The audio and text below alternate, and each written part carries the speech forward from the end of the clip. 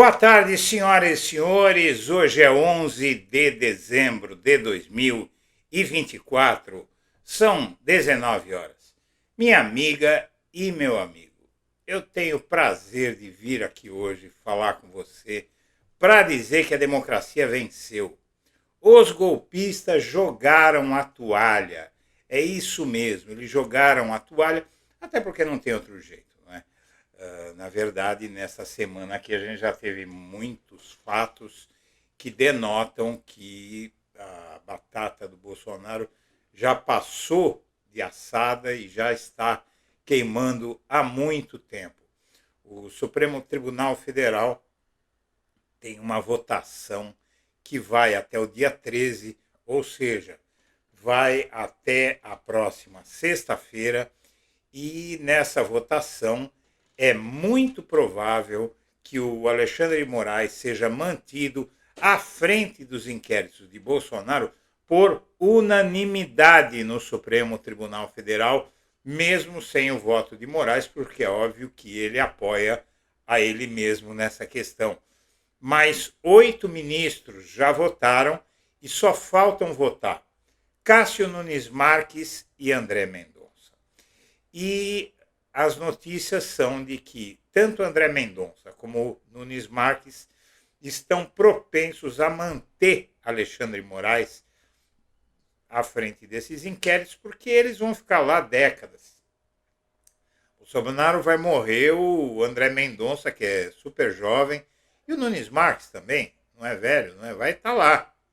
Vai estar lá. Daqui a 30 anos, o Bolsonaro já era, eles vão estar saindo do STF. Então, na verdade, não se imagina que eles vão se indispor com todo o tribunal para salvar alguém que não tem salvação, até porque o voto deles não faria diferença. Porque todos os outros ministros, 8 ministros, já votaram para manter o Jair Bolsonaro nas mãos do Alexandre de Moraes. Basicamente é isso. Mas essa não é a melhor notícia. A melhor notícia é a seguinte: aqueles que achavam que o Bolsonaro ia ficar impune, que ele não seria preso, desistiram. A começar dos filhos dele. Todos, inclusive o Valdemar Costa Neto e agora o partido de Bolsonaro, todos admitem que ele vai ser preso. E uma vez preso, o Bolsonaro, ele pode até recorrer àquela tática do Lula de 2018, de disputar de dentro da prisão, mas isso tem vida curta. Aí quem poderia se beneficiar disso seria o Eduardo Bolsonaro.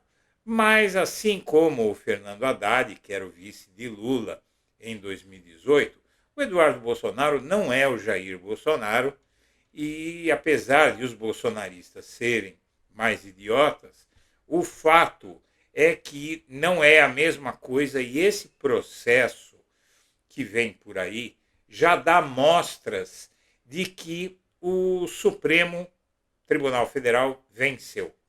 Venceu o Bolsonaro, venceu os bolsonaristas, venceu o presidente do partido de Bolsonaro e agora venceu o próprio partido de Bolsonaro e muito mais, porque o Supremo Tribunal Federal agora consegue uma unanimidade entre si e num momento em que a sociedade, segundo pesquisa recente, em grande maioria, uma maioria de 70%, é contra as ameaças à democracia.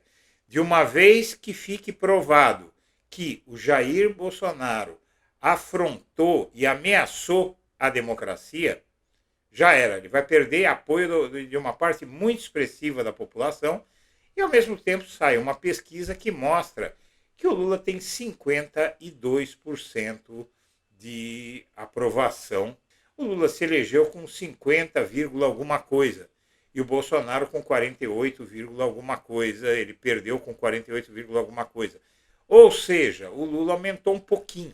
Num cenário de muita disputa e num cenário, esses que não aprovam Lula, tem uma parcela aí desse pessoal que é de esquerda, por incrível que pareça.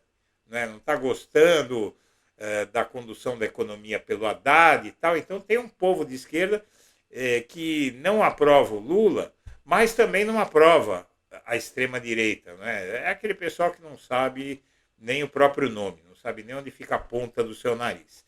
Então, minha amiga, meu amigo, eu quero te mostrar alguns dados e te mostrar um dado que vai fazer você comemorar. Vamos ver então. Seu pai tem que estar na cadeia, diz o senador pelo PT de Minas Gerais, Rogério Carvalho, ao filho de Bolsonaro. Rogério Carvalho discute com o filho de Jair Bolsonaro enquanto se manifestava na CCJ do Senado contra a anistia a participantes dos ataques do 8 de janeiro. Aqui o Rogério Carvalho, que inclusive é amigo nosso aqui do blog da Cidadania, já esteve aqui algumas vezes, e o filho do Bolsonaro.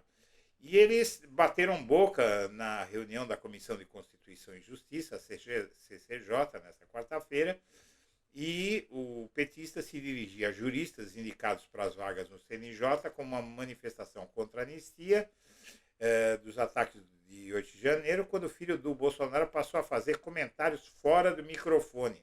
Não dá para a gente falar em anistia, anistiar quem agride aquilo que representa os símbolos da República, o símbolo do Brasil, dizia Carvalho.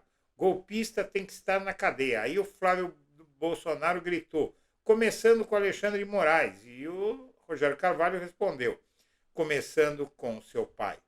E o filho Jair Bolsonaro chiou, pediu direito de resposta, mas teve que engolir. Bom, o Valdemar Costa Neto e o Marcelo Câmara, que era o segurança de Bolsonaro, eles estão tocando piano hoje lá na Polícia Federal. A Polícia Federal está indo para cima e indiciou, inclusive, mais três. Indiciou mais três no inquérito do golpe.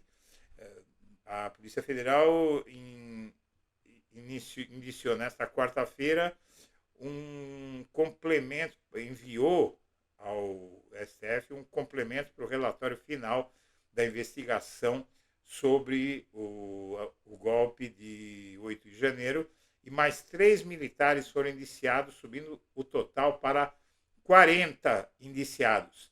Entre essas pessoas estão Aparecido Andrade Portela, Reginaldo Vieira e Abreu Rodrigo de Azevedo. Quem são eles? Suplente do Senado e Kid Preto da Ativa. Os 3 golpistas que foram indiciados. A Polícia Federal encaminhou nesta quarta um complemento ao relatório final do inquérito sobre o plano de golpe de Estado que foi supostamente articulado no fim de 2022. O documento traz indiciamento de outros 3 militares.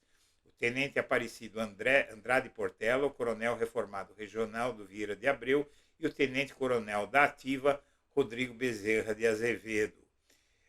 A Polícia Federal imputou a eles crime de golpe de Estado, tentativa de abolição violenta do Estado de Direito e associação criminosa. A lista incluía o ex-presidente Jair Bolsonaro e todos os outros que você sabe.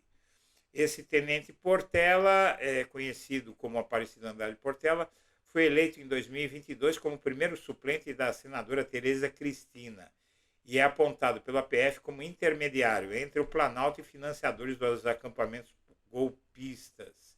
Coronel Reginaldo de Abreu, apelidado de Velame, era o chefe de gabinete do então secretário executivo da Secretaria-Geral da Presidência, Mário Fernandes, que é o pivô de tudo isso. E, segundo a PF, ele auxiliou o general Fernandes no plano para matar Lula, Alckmin e Moraes. E o tenente-coronel Azevedo, militar da Ativa, acionou um celular que fazia parte do grupo Copa 22 da plataforma de Signal. E a PF diz que ele tinha um vínculo objetivo entre ele e o aparelho celular usado nos crimes. Muito bem. Tudo isso que está acontecendo, eu li tudo isso para você, para que você me entenda da seguinte forma. O STF está partindo pesado para cima dos golpistas. E uma pesquisa mostra que a maioria esmagadora dos brasileiros vê a democracia como o melhor regime, mas acha que a democracia está sob ameaça e são contra qualquer ameaça à democracia. Uma pesquisa apontou que, embora 81% dos brasileiros considerem a democracia o melhor sistema de governo, mais da metade da população está insatisfeita com o regime. Mas aqui no Brasil é só 15% que discorda que a democracia seja melhor. Na Argentina são 20%, no Chile 25%, na Colômbia 34%.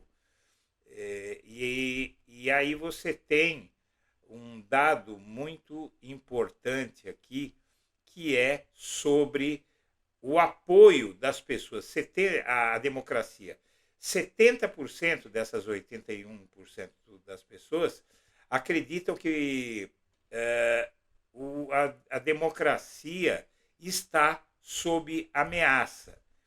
E isso é considerado um ótimo sinal, porque se 81% apoiam a democracia e 70% acham que a democracia está sob ameaça, ao ser provado que Bolsonaro ameaçou a democracia, a situação dele vai ficar muito ruim também do ponto de vista político-eleitoral. Ou seja, ele vai se esvaziar.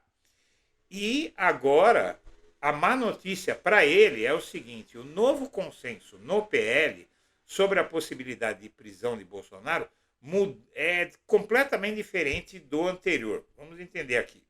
Se há poucos meses era majoritária a percepção de membros do PL de que Bolsonaro não seria preso por tentativa de golpe, hoje a leitura no partido é outra.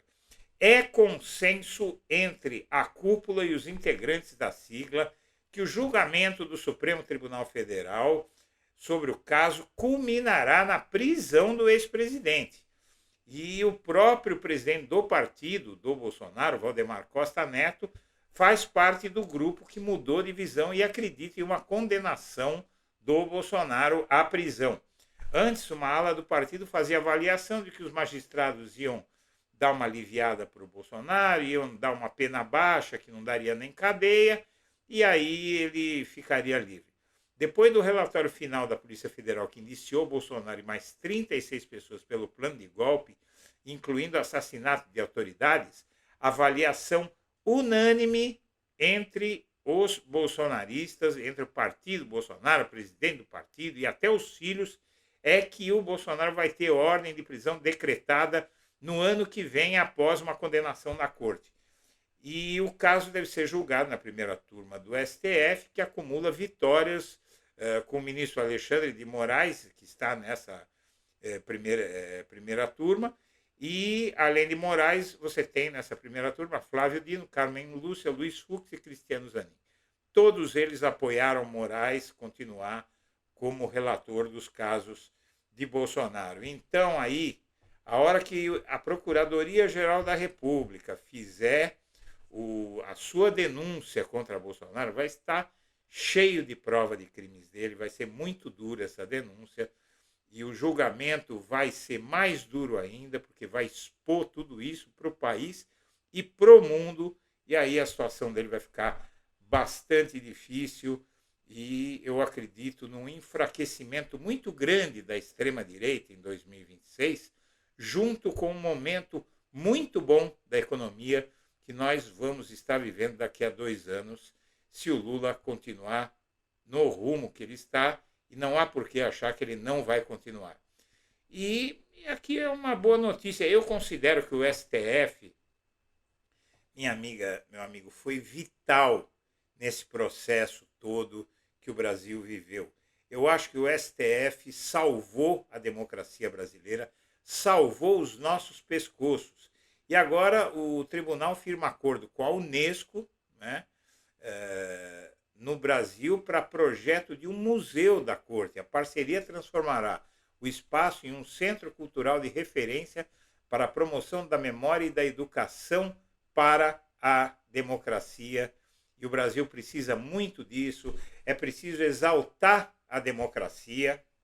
É preciso que todos nós eduquemos nossos filhos, nossos netos, para entender a importância desse instituto que permite que a maioria de nós decida. Decida errado hoje, acerte amanhã, cada um tem a sua opinião, cada um tem o direito de votar e de ser votado, mas que ninguém nos imponha quem vai nos governar, como aconteceu no tempo em que gente como Jair Bolsonaro mandava no Brasil e impunha a todos nós, e eu vivi esse período triste da história do Brasil, impunha a todos nós quem iria nos governar e quem discordasse. Minha amiga, meu amigo, eu agradeço a atenção e deixo meu abraço para todo mundo.